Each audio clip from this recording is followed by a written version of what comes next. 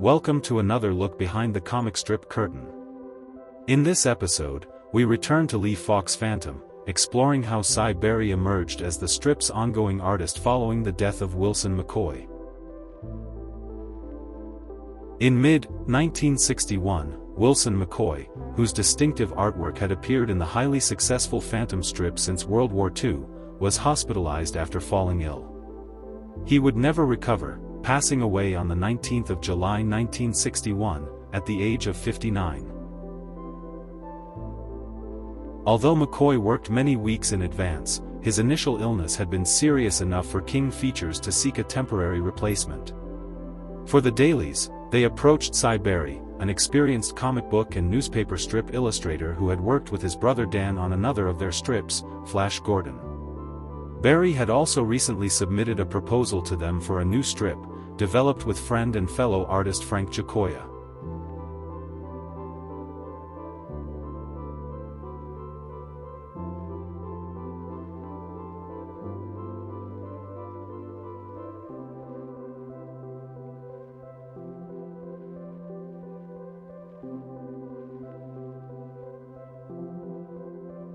Berry was told that McCoy was in bad shape. Even though King Features hoped for a recovery, they needed someone to handle the strip for a few weeks until McCoy could return. Berry, who had been a fan of the Phantom, recognized the opportunity that this presented and accepted the assignment. The final installments of McCoy's last daily story, The Werewolf, appeared in mid-August 1961, with the art seemingly completed by other hands.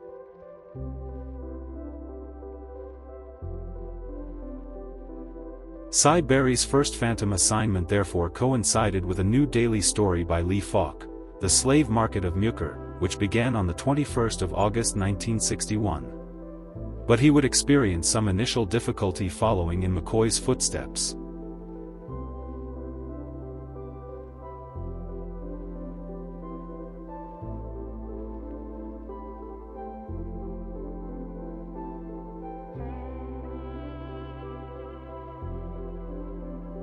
While some of Berry's early imagery in The Slave Market of Muker reflected McCoy's influence, he struggled with altering his own approach.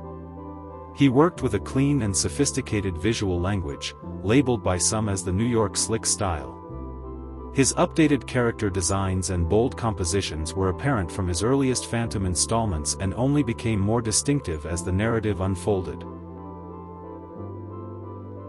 The artwork on the Sunday strip took a separate path from the dailies.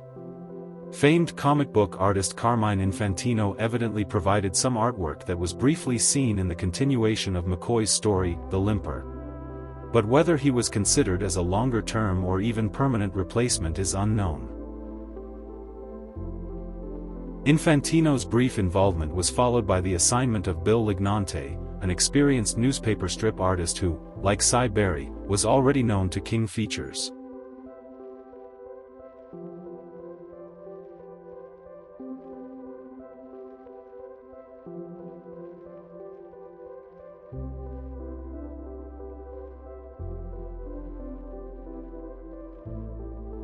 Lignante utilized a more realistic and modern style than McCoy, but without the slick line work of Cy Berry. His depiction of the Phantom often had the outlines of the ears visible on his hood. Lignante also reversed the striping on the Phantom's trunks.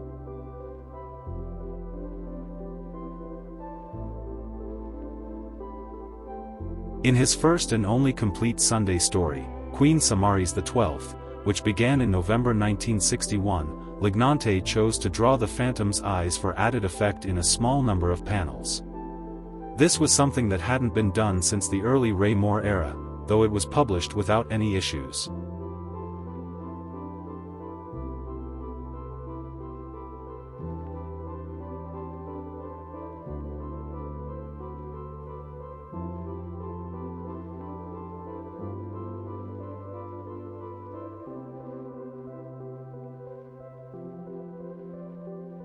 Lignante, like Cy Berry, was initially brought on as a temporary artist.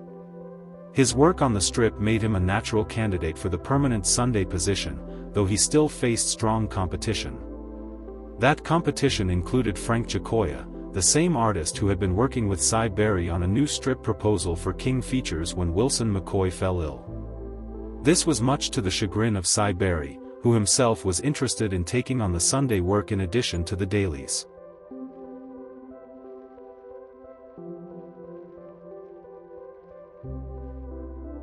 Another interested party was Joe Sinnott, who would later receive strong acclaim for his inking work at Marvel during the 1960s on strips such as the Fantastic Four. Sinnott, in contrast to both Cy Berry and Bill Lignante, believed that the best approach was to continue the style of Wilson McCoy, of which he was a great admirer, as evidenced by his sample strip.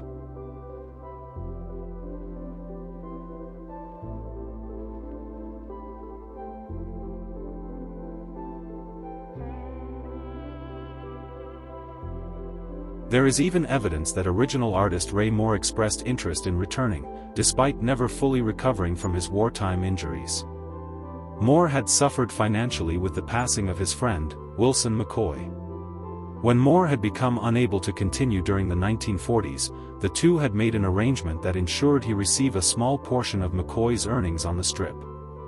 That arrangement ended when McCoy died, and Moore took legal action in an attempt to continue benefiting from the strip he had helped originate with Lee Falk. This action would delay King Features' appointment of permanent new artists to the daily or Sunday strips, but it would ultimately prove unsuccessful.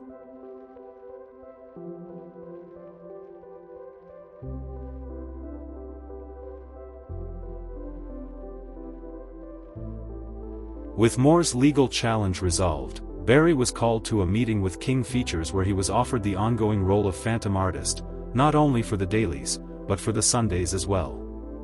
Under the terms of the new contract, 50% of the strip's income was divided between Berry and Falk, though not with the equal split that original artist Ray Moore had enjoyed when the Phantom began in 1936.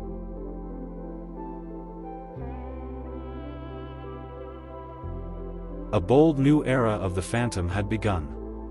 Berry would go on to illustrate the Phantom for more than 3 decades, defining the modern look of the character and attracting many new readers from across the world.